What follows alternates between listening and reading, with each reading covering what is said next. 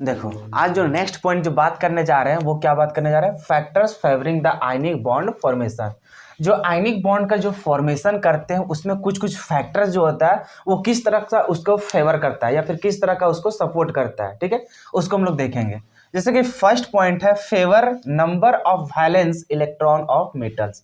अब ये देख रहा है अगर ई आर को हटा देते फ्यू होगा, क्या होगा, फ्यू। और फ्यू का मतलब क्या होता है, कम होता है, क्या होता है, कम। तो यहाँ पे क्या बोल रहा है कि जो मेटल होगा, मेटल का जो वैलेंस इलेक्ट्रॉन होता है वो क्या होता है, फीवर नंबर। इसका मतलब क्या होता है, कम होता है, क्या होता है, कम होता है। उसका जो वैलेंस इलेक्ट्रॉन होता है ना, जानता है वैलेंस इलेक्ट्रॉन में कहां तक जाता है, 7 तक होता है, 8 तक जाता है, 8 तक जाता है ना। जैसे कि तुम नोबेल गैस का देखिएगा तो 8 होता है उसका। तो इसमें जो मेटल्स में देखा जाता है वैलेंस इलेक्ट्रॉन में, तो उसमें वैलेंस इलेक्ट्रॉन में कितना होता है, बहुत कम रहता है। इसी चलता लिखा हुआ fever number of valence electron. कहने का मतलब उसमें 1 होता है, 2 होता है, 3 होता है। अगर ज्यादा देखने को मिलता है क्या, नहीं देखने को मिलता है। तो इसी चलते यहाँ पे लिखा हुआ है favour number of valence electron of metal, ठीक है, यहाँ कोई दिक्कत नहीं। नीचे चलो, metal have favour number of valence electrons generally, क्या कह रहता है, 1, 2 और 3, and hence they have a tendency to lose electron and form cations which favor the ionic bond formation। समझ में आ गया। ये जो बता रहा है खाली कि जो मेटल्स होता है उसका क्या क्या यहाँ पे फेवर देखने को मिलता है या फिर उसका क्या क्या फैक्टर्स देखने को मिलता है आयनिक बॉन्ड फॉर्मेशन में।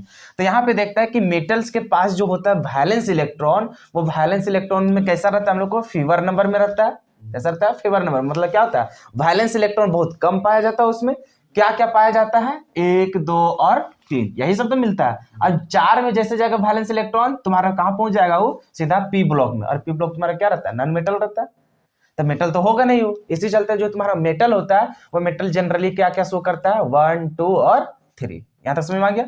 और यहाँ पे जो उसका फेवर नंबर जो रहता है, मतलब फ्यूवर नंबर, जो कि उसका कम होता है वैलेंस इलेक्ट्रॉन में, इसी चलते उसका पास जो टेंडेंसी होता है वो टेंडेंसी कैसा होता है, तो उसका टेंडेंसी होता है लूज करने का इलेक्ट्रॉन को। क्या करने का, इलेक्ट्रॉन को लूज करने का उसके पास टेंडेंसी होता है। और वो क्या फॉर्मेशन करता है, एक कटायन का फॉर्मेशन करता है, जो कि वो फेवर करता है, उसको सपोर्ट करता है, क्या करने के लिए, तो आयनिक बॉन्ड फॉर्मेशन करने के लिए। समझ में आ गया।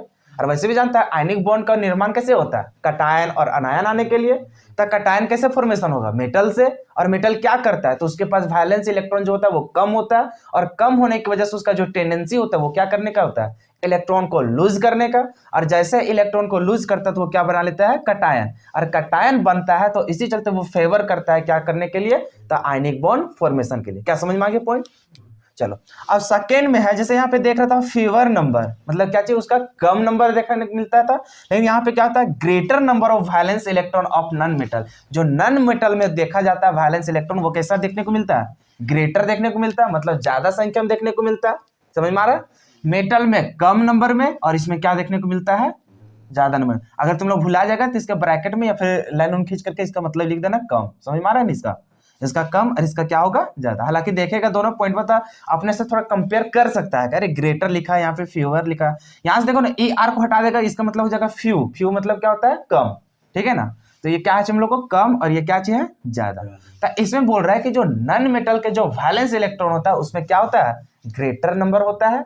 अब इसके बारे में एक्सप्लेन करते हैं। तो non metals have greater number of valence electron generally, क्या क्या देखने को मिलता है, 5, 6 और क्या देखने को मिलता है, 7, इस तरह से देखने को मिलता है।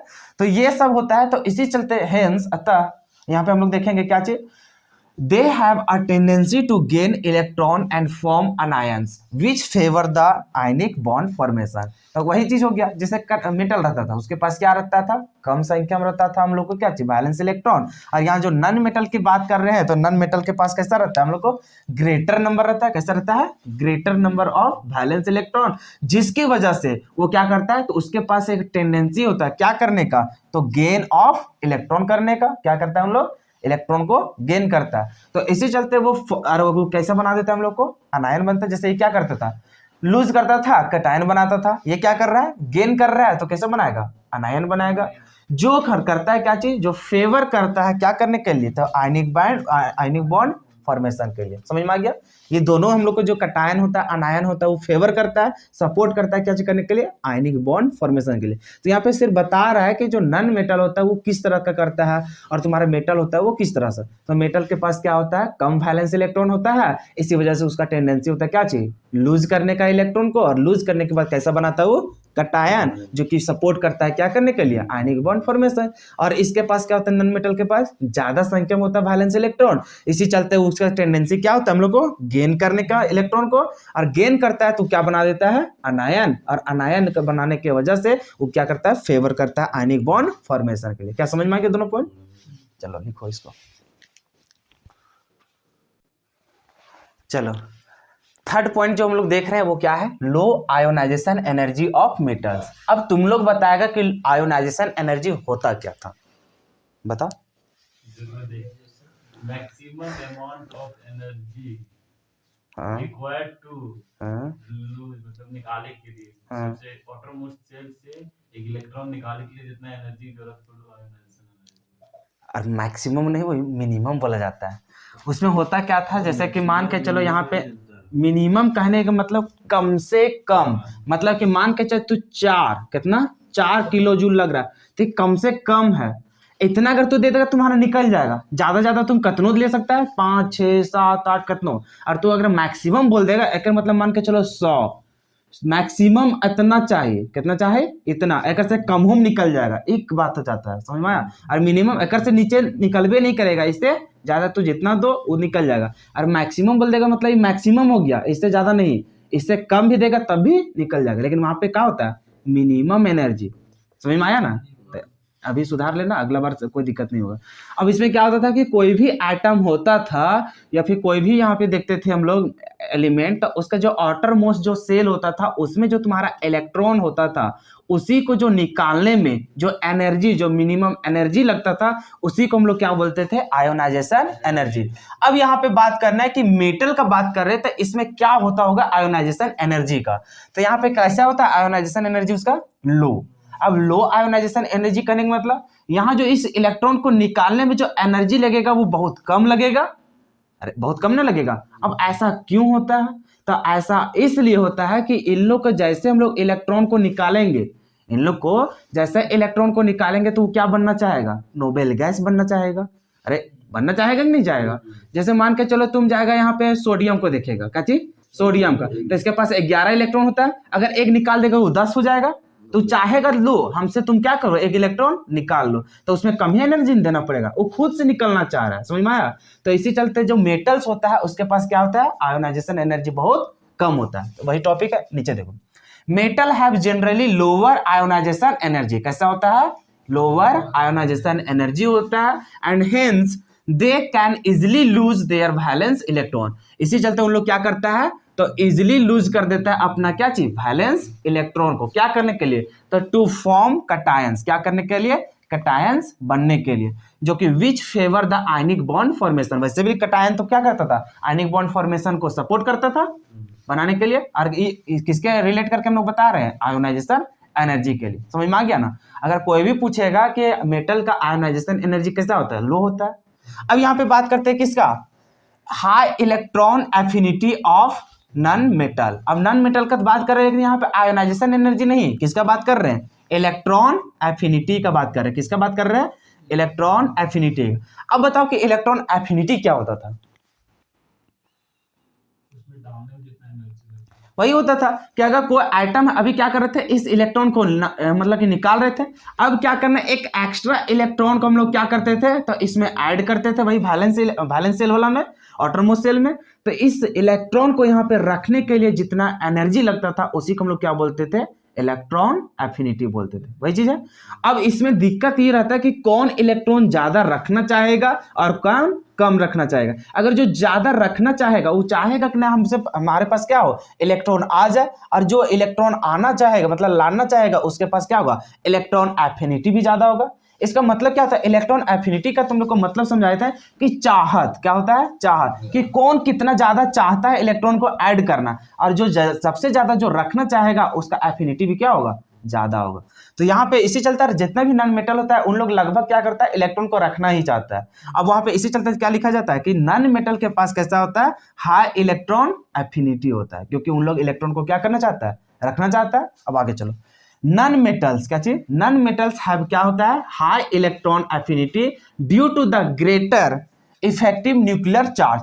क्यों होता है उन लोग के पास हाई इलेक्ट्रॉन एफिनिटी, क्योंकि उसके पास क्या होता है, इफेक्टिव न्यूक्लियर चार्ज भी क्या रहता है, ज्यादा रहता है। तो उन लोग क्या करता है, इलेक्ट्रॉन को ज्यादा अट्रैक्ट करना चाहता है, इसी चलते उसमें अगर ऐड करते हैं इलेक्ट्रॉन तो उन लोग रख भी लेता है, क्योंकि अट्रैक्शन उन लोग के पास क्या रहता है, ज्यादा रहता है। And more number of valence electron and hence, और उसके पास क्या होता है, मोर नंबर ऑफ क्या होता है, वैलेंस इलेक्ट्रॉन्स होता है, और क्या होता है, hence they can easily gain electron and form अनायन। इसलिए चलते उन लोग क्या करता है, तो इजिली गेन कर लेता है इलेक्ट्रॉन्स को, और उन लोग क्या फॉर्म कर लेता है, अनायन। तो इसी चलते वो क्या करता है, सपोर्ट करता है आयनिक बॉन्ड फॉर्मेशन में। समझ में आया? आगे मान के चलो, जो आयनिक बॉन्ड जो यहाँ पे अनायन बनता है वो क्यों बनता होगा, तो यही चीज ना, उसके पास इलेक्ट्रॉन एफिनिटी ज्यादा रहता होगा, तो उन लोग इलेक्ट्रॉन को लेना चाहता होगा। जैसे इलेक्ट्रॉन को लेगा तो लोग किस फॉर्म में बन जाएगा, अनायन, और जैसे अनायन बनेगा तो वो आयनिक बॉन्ड फॉर्मेशन में काम आएगा। समझ में आया?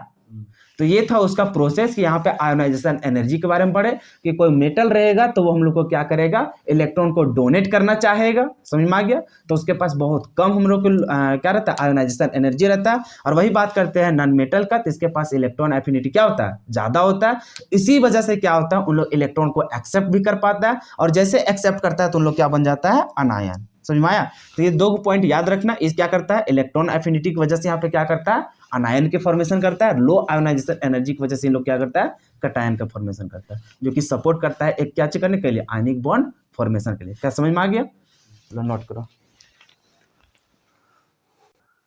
देखो अब जो फिफ्थ पॉइंट है ये आ जाता है इलेक्ट्रोनेगेटिविटी के, कि इलेक्ट्रोनेगेटिविटी जो होता है वो भी फेवर करता है किसको बनाने के लिए, आयनिक बॉन्ड फॉर्मेशन के लिए।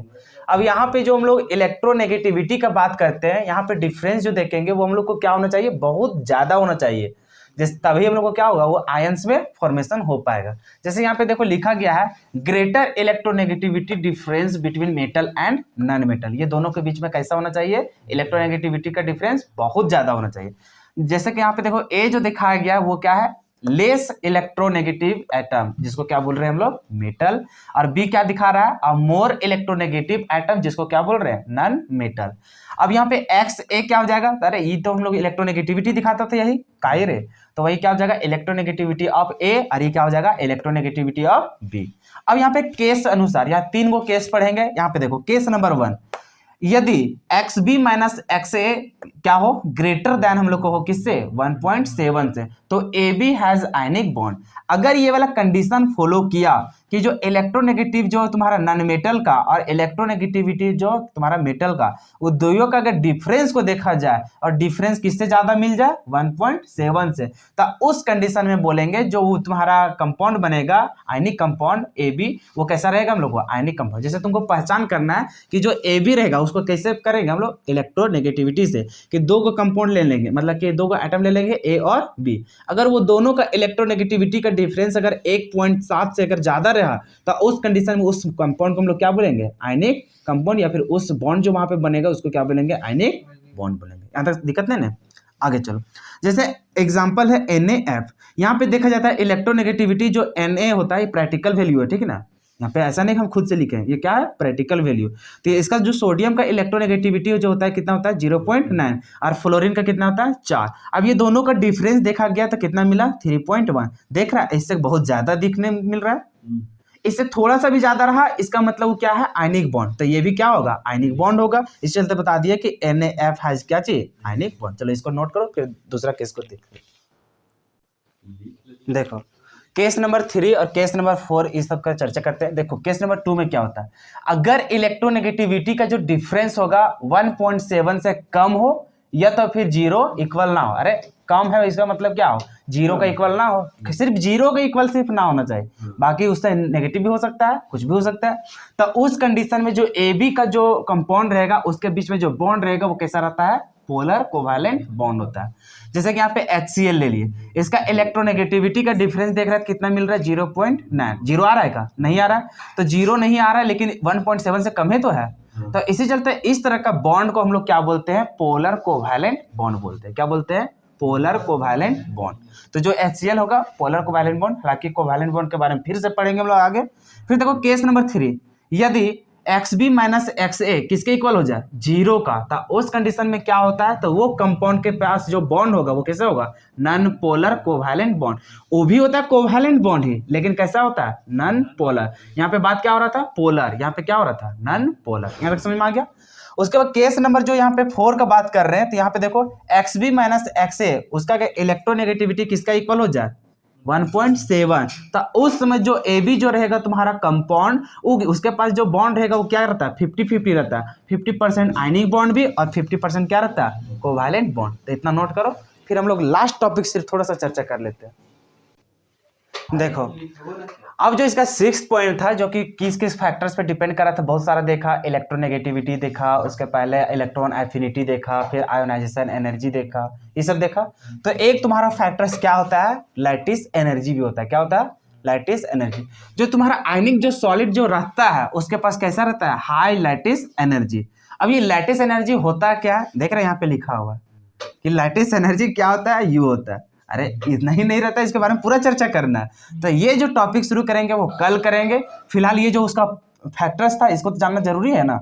अब लैटिस एनर्जी यहाँ पे बात हो गया तो इसका अलग कहानी चलता है, तो इसके बारे में कल के पढ़ेंगे। अभी इतना चर्चा कर लेते हैं। क्या होता है, जो आयनिक सॉलिड होता है उसके पास क्या होता है, हाई लैटिस एनर्जी होता है। तो वैसे लिखा हुआ है, ionic solids have high lattice energy and hence are more stable which favour the ionic bond formation. जो आयनिक सॉलिड होता है उसके पास क्या होता है, हाई लैटिस एनर्जी होता है, जिसके कारण वो क्या होता है, मोर स्टेबल होता है। और मोर स्टेबल होता है तो इस तरह से उन लोग क्या होता है, जो आयनिक बॉन्ड फॉर्मेशन होता है उसमें उन लोग क्या करता है, सपोर्ट करता है। समझ में आ गया। तो ये बस खाली कहानी था। अब यहाँ पे मैटर फंस गया कि आयनिक मतलब लैटिस एनर्जी होता है क्या। तो लैटिस एनर्जी के बारे में हम लोग कल डिस्कस करेंगे। चलो देखो, हम लोग जो कल टॉपिक जो छोड़े थे वो क्या था, लैटिस एनर्जी। तो लैटिस एनर्जी आखिर होता क्या है, उससे पहले तुम समझो क्या चीज लैटिस के बारे में। तो लैटिस क्या होता है, सबसे पहले ये समझो। जैसे ही क्लास 12th में जाएगा तो तुम लोग को बोले थे कि एक चैप्टर्स पढ़ना है सॉलिड स्टेट। तो वहाँ पे 2 चीज़ पढ़ना है। एक पढ़ना है तुम्हारा लैटिस आएगा, समझ में आया, एक आता है क्रिस्टल लैटिस, अरे एक आता है एमॉर्फस। समझ में आया। तो ये लैटिस का सिर्फ मतलब होता है क्या चीज़, अरेंजमेंट। क्या होता है, अरेंजमेंट। जो कि तुम्हारा जो एटम वगैरह जो देख रहा था अभी, सारा कुछ क्या रहता था, सॉलिड में अरेंजमेंट रहता है पूरा टाइटली। तो उस अरेंजमेंट को ही क्या बोलते हैं हम लोग, लैटिस बोलते हैं। अभी ये आखिर लैटिस एनर्जी होता क्या है, तो लैटिस एनर्जी क्या होता है। सो देखो यहाँ पे, the amount of energy released when 1 mole of an ionic solid is formed. क्या होता है, जो अमाउंट ऑफ एनर्जी क्या होता है यहाँ पे, रिलीज होता है। क्या होता है, एनर्जी क्या होता है, रिलीज होता है। कब, जब हम लोग 1 मोल क्या करते हैं, तो आयनिक सॉलिड का क्या करते हैं, फॉर्मेशन करते हैं। क्या करते हैं, आयनिक सॉलिड का फॉर्मेशन करता है। जैसे तुम लोग बना रहा था ना, कंपाउंड बना रहे थे तुम लोग, जैसे कि मान कर चलो यहाँ पे Na+ ले रहा था और Cl- ले रहा था। तो इस तरह से इन लोग को जब जोड़ रहे थे तो हम लोग को क्या बन रहा था, NaCl बन रहा था। लेकिन ये जो NaCl बनाएंगे वो कितना बनाएंगे हम लोग, 1 मोल का बात करता है। कितना बात करता है, 1 मोल का। तो 1 मोल हम लोग यहाँ पे आयनिक सॉलिड को बनाने में जितना वहां पे एनर्जी जो रिलीज होता है, वही रिलीज अमाउंट को हम लोग क्या बोलते हैं, लैटिस एनर्जी बोलते हैं। क्या बोलते हैं, लैटिस एनर्जी। अब ये जो आयनिक सॉलिड बनाते हैं वो कहां से बनाते हैं, तो वही चीज आगे बोल दिया है कि आयनिक solid is formed from its constituent gaseous ions. कहां से करते हैं हम लोग, उसका जो कंस्टिट्यूएंट आयंस, जैसे कि NaCl है, ये कहां से बना है, तो Na+ और Cl- से बना है। और हम लोग जानते हैं ये सब जो प्लस ये सब पॉसिबल होता है वो गैसियस स्टेट में हम लोग को पॉसिबल हो पाता है। अरे जाना था ना पहले, आयंस में हम लोग कैसे तोड़ सकते हैं, तुम लोग पढ़ा था वहां पर भी, आयोनाइजेशन एनर्जी में भी पढ़ा था कि हम लोग इसको क्या करते थे, तो इसमें हम लोग को गैसियस स्टेट में पहले बदल लेते थे, उसके बाद उसको आयंस में हम लोग बदलते थे। तो यहाँ पे जो हम लोग बात कर रहा है, जो आयनिक जो सॉलिड होता है वो कहां से बना रहता है, उसी का कंस्टिट्यूएंट गैसियस आयन से। NaCl है मतलब Na+ से बना होगा और Cl- से बना होगा। ये सब समझता है ना। आगे जो कि पहले जो तुम्हारा कंस्टिट्यूएंट जो आयंस रहते थे वो कितना उसका डिस्टेंस में रहता था, तो separated from each other by infinite distance. उन लोग कितना डिस्टेंस से रहता था अपना, सेपरेट इन्फिनाइट डिस्टेंस से। तभी ना इन्फिनाइट डिस्टेंस से जब उन लोग कंबाइन होता था तब उन लोग क्या करता था, आयनिक सॉलिड का फॉर्मेशन करता था। और जैसे आयनिक सॉलिड का फॉर्मेशन करता है तो वहां से क्या होता है, एनर्जी हम लोग को रिलीज होता है, और वही एनर्जी को हम लोग क्या बोलते हैं, लैटिस एनर्जी।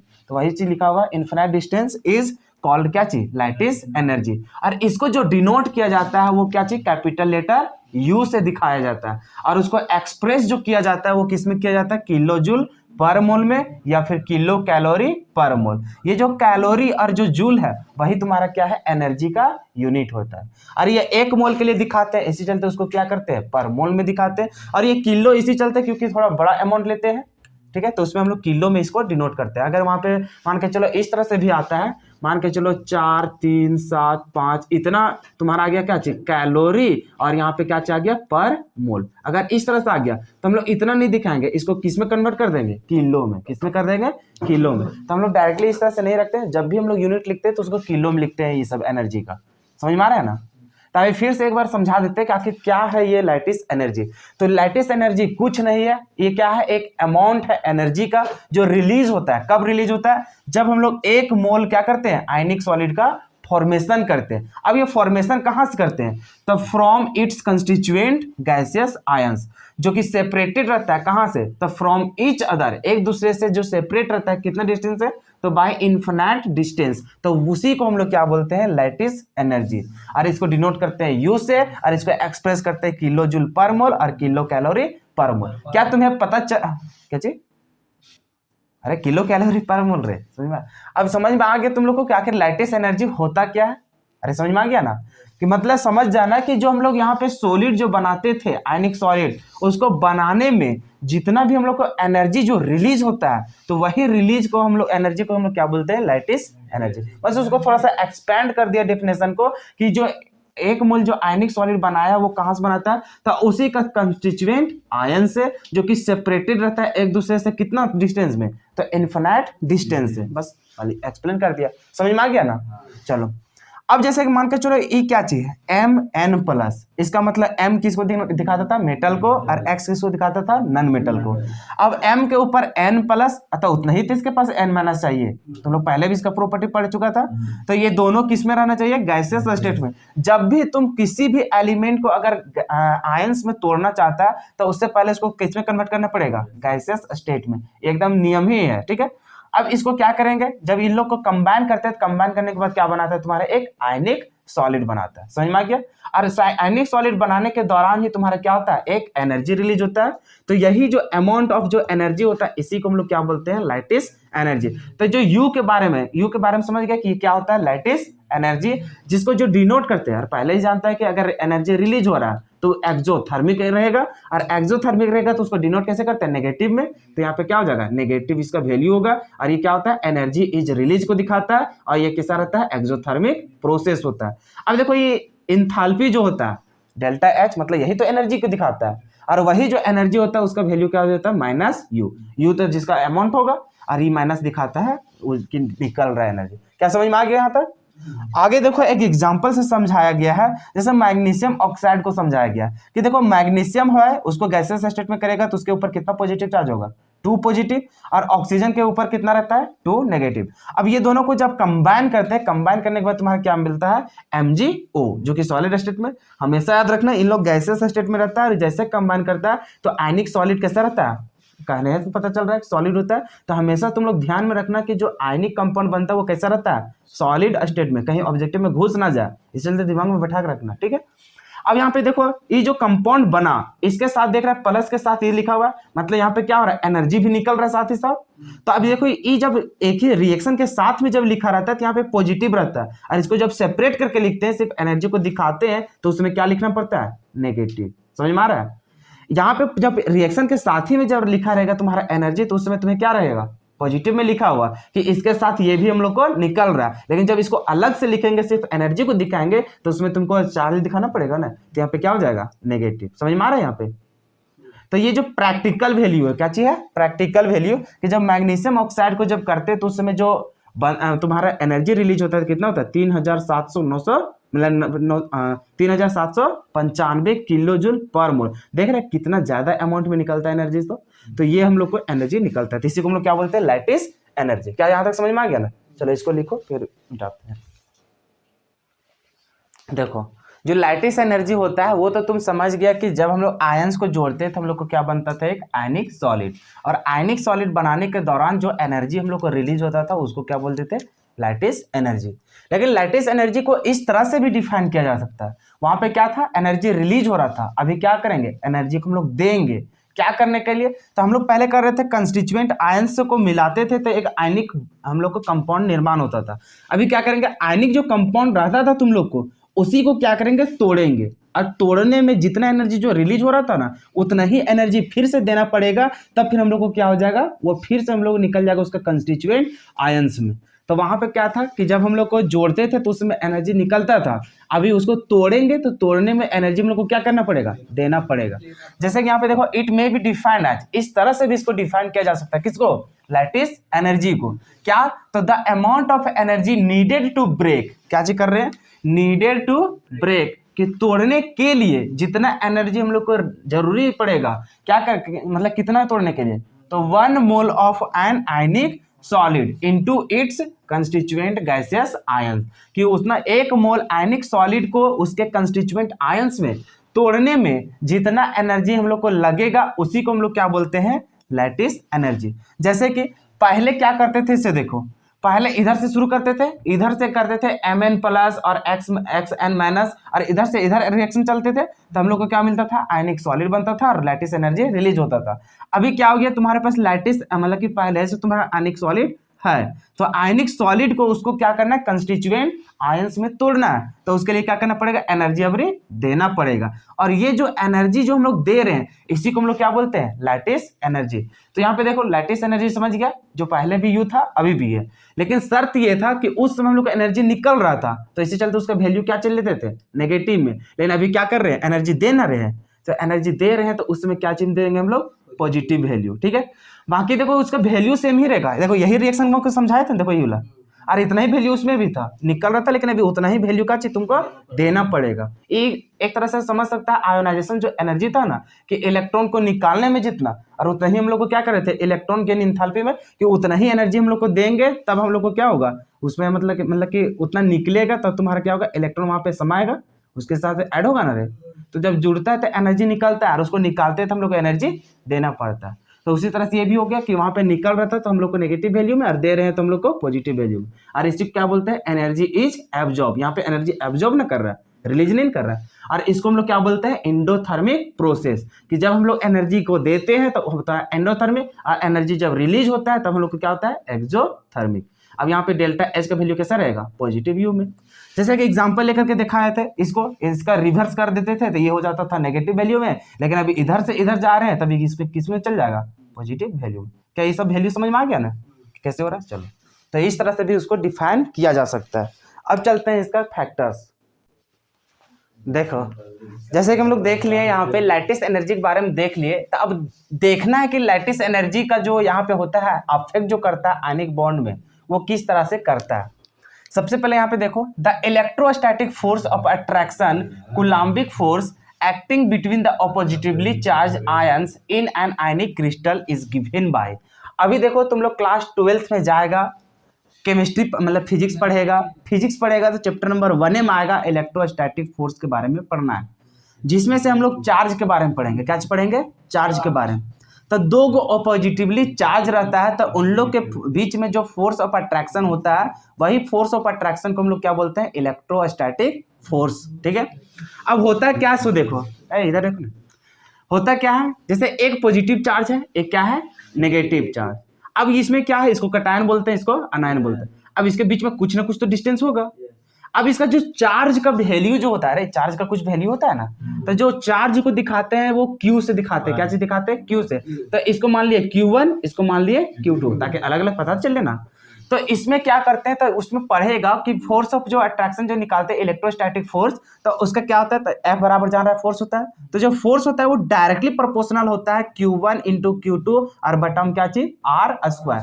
और ये जो R है, R क्या है, ये दोनों के बीच का डिस्टेंस है, समझ में आ रहा है ना। तो ये दोनों के बीच का डिस्टेंस का स्क्वायर करते हैं और ऊपर किससे गुना करते हैं, Q1 और Q2, मतलब चार्ज से गुना करते हैं। तो ये तुम्हारा क्या होता है, फोर्स ऑफ अट्रैक्शन जो होता है इलेक्ट्रोस्टैटिक फोर्स, समझ में आ रहा है ना। तो इलेक्ट्रोस्टैटिक फोर्स ये कहां पढ़ना है तुमको, क्लास 12th का फिजिक्स का चैप्टर नंबर 1 में। लेकिन ये चार्ज के बारे में पढ़ रहे थे तो इसके बीच में भी फोर्स ऑफ अट्रैक्शन लग रहा था और उसको जान रहे थे कि इलेक्ट्रोस्टैटिक फोर्स बोलते थे। तो उसका क्या कैसे वैल्यू निकालते थे, वैल्यू निकालने का तरीका सीख रहा है ना। अभी प्रोपोर्शनैलिटी हटता है, यहाँ पे के आता है और के का अलग वैल्यू होता है, तो उसे पढ़ना फिजिक्स में, ठीक है। अभी सिर्फ इतना जानना है कि जो इसका फैक्टर्स होता है किसका, लैटिस एनर्जी का, वो किस तरह से यहाँ पे देखेंगे। तो देखो the electrostatic force of attraction, coulombic force उसी को बोलते हैं, क्या बोलते हैं, कूलाम्बिक फोर्स। ये पढ़ेगा धीरे धीरे समझ में आएगा इसको। तो जो होता है the electrostatic force of attraction acting between the oppositely charge ion in an ionic crystal is given by, जो उसका यहाँ पे देखेगा जो इसका ऑपोजिटिवली चार्ज है ना, तो इसके द्वारा जो यहाँ पे इलेक्ट्रोस्टैटिक फोर्स जो होता है किसमें, आयनिक क्रिस्टल में, किसमें होता है, आयनिक क्रिस्टल में, वो किस तरह से होता है तो उसका यहाँ पे हम लोग तरीका देखेंगे। एक होता है साइज ऑफ आयंस, फिर क्या होता है चार्ज ऑफ आयंस। तो इस तरह से धीरे धीरे उसका फैक्टर्स देखेंगे कि उसका किस तरह से उसमें हम लोग को फैक्टर्स डिपेंड करता है, ठीक है। ये समझ में आ गया नीला। अब यहाँ पे देखो accordingly the lattice energy of ionic solid depend upon the following factors. जो यहाँ पे देख रहे हैं कि लैटिस एनर्जी जो होता है किसका, आयनिक सॉलिड का, वो किस किस चीजों पर डिपेंड करता है। तो डिपेंड किस पे करता है, साइज ऑफ आयंस पे और चार्ज ऑफ आयंस पे। तभी दोनों को अलग अलग से तरीके से देखेंगे। जैसे साइज ऑफ आयन, तो आखिर किस तरह से साइज को बढ़ने या घटने से आखिर किस तरह से डिपेंड करता है। उसी तरह से चार्ज पे बात करेंगे कि अगर एक चार्ज रहेगा या फिर 2 पॉजिटिव रह जाएगा, 3 पॉजिटिव रहेगा, तो उस समय हम लोग को क्या होगा उसका लैटिस एनर्जी में। समझ में आ रहा है ना। चलो तो इसका हम लोग धीरे धीरे हम लोग यहाँ पे एक्सप्लेन करेंगे। देखो जो फर्स्ट वाले जो फैक्टर्स देखने जा रहे हैं कि लैटिस एनर्जी किस तरह से वहां पे डिपेंड करता है, तो यहाँ पे देखो साइज ऑफ आयंस, जो साइज ऑफ आयंस होता है, आयंस का किस तरह से साइज रहता है उस पर भी डिपेंड करता है क्या चीज, लैटिस एनर्जी। और देखो lattice energy of ionic solid decreases with the increase of the size of either cation और अनायन। यहाँ पे बोल क्या रहा है कि जो लैटिस एनर्जी जो होता है आयनिक सॉलिड का, वो डिक्रीज करता है, क्या करता है, डिक्रीज करता है, क्या करने पर, तो increase of the size of either cation और अनायन, कि अनायन या फिर कटायन का साइज अगर तुम बढ़ा देते हो तो क्या होगा, उसका जो लैटिस एनर्जी होगा उस आयनिक सॉलिड का वो क्या होगा, डिक्रीज हो जाएगा। जैसे कि यहाँ पे देखो आयनिक सॉलिड लिखा गया है, यहाँ पे उसका क्या चीज लिखा गया, एनर्जी। अब यहाँ पे देखो, यहाँ पे देख रहा है कि फ्लोरीन सभी पास है, मतलब उसका साइज तो ठीक है। बाकी इधर देख रहा है lithium, sodium, potassium, rubidium, caesium, तो इधर देखता है ऊपर से नीचे आता है तो तुम्हारा क्या होता है, साइज उसका बढ़ता है। तो इधर देख रहा है येलो का साइज क्या हो रहा है, बढ़ रहा है, और इसका तो साइज इधर तो सेम ही है, जो फ्लोरीन यहाँ है वही यहाँ भी है। अभी देख रहा है क्या हो रहा है, ऊपर से नीचे तुम आ रहा है तो साइज इसका बढ़ रहा है, किसका, कटायन का। अरे कटायन का बढ़ रहा है ना, अनायन तो सेम है लेकिन कटायन का साइज बढ़ रहा है। अब साइज बढ़ता है तो हम लोग क्या देखे थे, उसका लैटिस एनर्जी क्या होता है, घटता है। तो उसी तरह से देखो कि यहाँ पे जब आयनिक सॉलिड बनाता है लिथियम फ्लोराइड, तो यहाँ पे देख रहा है उसका एनर्जी कितना है, 1033। यहाँ पे देखता है सोडियम फ्लोराइड जैसे बनाता है कितना हो जाता है, 915। देख रहा है वैल्यू देख रहा है, तो ऊपर से नीचे आने पर तुम्हारा घटते जा रहा है। क्यों घट रहा है, क्योंकि इधर देख रहा है कटायन, क्या बोला था, लैटिस एनर्जी का वैल्यू ऐसे डिक्रीज करेगा कब, जब तुम कटायन या फिर अनायन दोनों का क्या हो, किसी एक का भी अगर साइज बढ़ जाता है तो तुम्हारा क्या होगा, वो घट जाएगा। तो यहाँ पे देख रहे हैं कटायन का क्या हो रहा है, बढ़ रहा है साइज, तो इसी चलते उसका क्या हो जा रहा है, लैटिस एनर्जी घट जा रहा है। तो इसका रीजन क्या था, ए नंबर में साइज ऑफ कटायन क्या हो रहा है, इंक्रीज कर रहा है, तो सेकंड में क्या हो जाएगा, लैटिस एनर्जी भी क्या हो जाएगा, उसका डिक्रीज हो जाएगा। उसी तरह से यहाँ पे किसका देख रहे थे, कटायन का। अभी क्या किए, कटायन पूरा सेम कर दिए और चेंज किसको कर दिए, अनायन को। अब देख रहे हैं फ्लोरीन के नीचे क्लोरीन होता है, क्लोरीन के नीचे ब्रोमीन होता है, ब्रोमीन के नीचे आयोडीन। और हम लोग जानते हैं कि ऊपर से नीचे जाने पर साइज क्या होता है, इंक्रीज होता है। तो यहाँ पर भी देख रहे हैं साइज तुम्हारा क्या हो रहा है, इंक्रीज। तो यहाँ पर देख रहे हैं उसका एनर्जी भी क्या हो रहा है, डिक्रीज हो रहा है। तो रीजन क्या है, साइज ऑफ अनायंस क्या हो रहा है, इंक्रीज हो रहा है, इसी चलते लैटिस एनर्जी क्या हो रहा है, डिक्रीज हो रहा है। रीजन समझ में आया ना। चलो अब चलते हैं चार्ज वाला पे। देखो सेकेंड जो पॉइंट हम लोग बात करने जा रहे हैं वो क्या चीज बात करने जा रहे हैं, चार्ज ऑन आयंस। इसका कहने का मतलब है कि इसका मैग्नीट्यूड देखेंगे कि उसमें कितना पॉजिटिव या फिर कितना नेगेटिव चार्ज होता है। इससे पहले जो बात किए थे वो हम लोग साइज पे देखे थे कि जितना ज्यादा साइज उतना कम उसका क्या होगा, लैटिस एनर्जी। अभी बात कर रहे हैं तो इसमें क्या देखेंगे, जितना ज्यादा उसका चार्ज उतना ज्यादा उसका क्या होगा, लैटिस एनर्जी भी देखने को मिलेगा। जैसे यहाँ पे देखो the lattice energy of ionic solid increases, क्या करने पर, तो with the increase of the magnitude of charge on either cation और अनायन। यहाँ पे क्या कर रहा है कि अगर हम लोग इंक्रीज कर देते हैं क्या चीज, मैग्नीट्यूड ऑफ चार्ज, वहां पे क्या था, अगर हम लोग डिक्रीज मतलब इंक्रीज कर देते थे क्या चीज वहां, साइज, तो हम लोग को डिक्रीज हो जाता था लैटिस एनर्जी। लेकिन अभी लैटिस एनर्जी भी क्या हो रहा है, इंक्रीज हो रहा है। क्या करने पर, इंक्रीज करने पर उसका मैग्नीट्यूड अगर हम लोग चार्ज को बढ़ा देते हैं, किसका, कटायन या फिर अनायन किसी का भी, तो यहाँ पे उसका क्या होता है, लैटिस एनर्जी बढ़ता है। जैसे कि आयनिक सॉलिड एग्जांपल ले लिया यहाँ पे। अब यहाँ पे देखो सोडियम के ऊपर कितना चार्ज रहता है, एगो, मैग्नीशियम के ऊपर कितना रहता है 2 पॉजिटिव, एल्युमिनियम के 3 प्लस, लेकिन यहाँ पे देखो सभी जगह CL है, मतलब उसका नेगेटिव 1 ही होगा। ठीक है, अभी देख रहा है जितना चार्ज यहाँ पे बढ़ रहा है इसका लैटिस एनर्जी भी देख रहा है बढ़ रहा है कि नहीं बढ़ रहा है। तो इस तरह से हम लोग देखें कि अगर magnitude of charge on cation increase कर रहा है यहाँ पे, तो उसका लैटिस एनर्जी भी क्या हो रहा है, इंक्रीज। उसी तरह से हम लोग यहाँ पे आयनिक सॉलिड और इसका लैटिस एनर्जी का यहाँ पे वैल्यू लिखे हैं, तो यहाँ पे देख रहा है देखो सभी जगह क्या दिख रहा है तुम्हारा, सोडियम, मतलब उसके ऊपर तो एक ही चार्ज होगा। लेकिन यहाँ पे देखो फ्लोरीन के ऊपर -1, इसके ऊपर -2, इसके ऊपर -3, तो देख रहा है चार्ज बढ़ रहा है इधर भी। तो चार्ज बढ़ने से फिर क्या हो रहा है, magnitude of charge on अनायन increases, तो इसी चलते लैटिस एनर्जी क्या हो रहा है, इंक्रीज हो रहा है। सिर्फ यहाँ पे दो ही को देखना है कि अगर हम लोग लैटिस एनर्जी का बात करते हैं, किसका बात करते हैं, लैटिस एनर्जी का, तो यहाँ पे देख रहे हैं कि डायरेक्टली प्रोपोर्शनल हो रहा था क्या चीज, तो यहाँ पे हम लोग देख रहे हैं चार्ज पे, क्या चीज बात कर रहा है यहाँ पे, चार्ज पे, और इनवर्सली प्रोपोर्शनल किसका हो रहा है, साइज का। क्या यही चीज बता रहा है कि नहीं बता रहा है, कि साइज अगर हम लोग बढ़ाते हैं कटायन का या फिर अनायन का, तो हम लोग उसका लैटिस एनर्जी क्या हो रहा था, घट रहा था। लेकिन वही अगर हम लोग चार्ज को बढ़ा देते हैं तो लैटिस एनर्जी भी क्या होता है, बढ़ जाता है। समझ में आ गया ना। चलो इतना लिखो, उसके बाद थोड़ा सा एक होमवर्क लिख लो। देखो यहाँ पे जो है 2 को यहाँ पे क्वेश्चंस दे रहे हैं जो कि लैटिस एनर्जी पे बेस्ड है। यहाँ पे तुम खुद से दिमाग लगाना है कि आखिर इसको अरेंज करेंगे लैटिस एनर्जी में तो किस तरह से करेगा। यहाँ पे 2 फैक्टर को देखेगा, एगो साइज और एगो चार्ज ऑन कटायन या फिर अनायन किसी पर भी देखेगा, तो उसके अकॉर्डिंग यहाँ पे तुमको सजाना है। अब किस तरह से तुम सजाएगा, ऐसे भी तो देखने को मिल रहा है, ऑक्सीजन ऑक्सीजन ऑक्सीजन ऑक्सीजन, मतलब समझ गए। यहाँ पे जो डिपेंड करेगा कटायन वाला पार्ट में देखेगा। अब यहाँ पे देखना है कि क्या डिपेंड कर रहा है, चार्ज डिपेंड कर रहा है कि साइज डिपेंड कर रहा है। समझ में आ गया। तो यहाँ पे देख लेना अपने अनुसार से क्या है सो। उसके बाद फिर यहाँ पे देख रहा है, इसमें भी लिस्ट है। यहाँ पे क्या करना है, सबसे पहले इसमें टिक करना है। क्या करना है, इसमें टिक करना है। इसको तो अरेंज करना था। यहाँ पे देखो, which of the following has least lattice energy, क्या बताना है, लिस्ट। क्या करना है, लिस्ट, मतलब क्या होता है, सबसे कम। तो सबसे कम किसका लैटिस एनर्जी होगा उसका अरेंज कर, मतलब अरेंज क्या, डायरेक्टली टिक करना है। तो इसी तरह का क्वेश्चन तुम्हारे ऑब्जेक्टिव में घुसेगा, कहाँ पे, बोर्ड एग्जाम में, कि इसी तरह से ऑब्जेक्टिव रहेगा तो वहां पे करना, और इसी तरह से क्वेश्चन रहेगा वहां पे अरेंज करके 4 गो ऑप्शन दे देगा। तो इस तरह से तुमको क्या करना है, टिक करना है। तो लैटिस एनर्जी कैसे होता है, 2 फैक्टर पे डिपेंड करता है, एगो चार्ज और एगो क्या चीज, साइज। तो वो दोनों के अनुसार से यहाँ पे अरेंज करके आना। ठीक है, चलो।